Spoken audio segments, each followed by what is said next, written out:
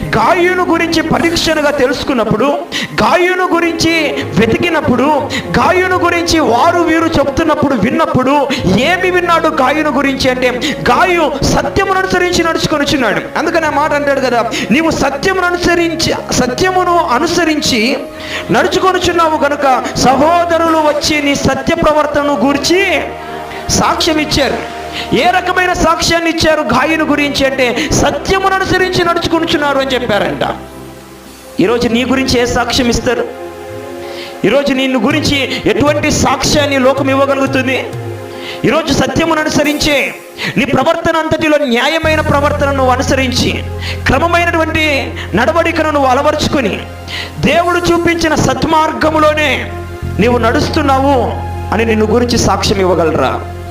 అని నిన్ను గురించి నీవు చెప్పగలవా? నా ప్రియమైనటువంటి వారు ఆలోచించండి. చాలా సందర్భాలు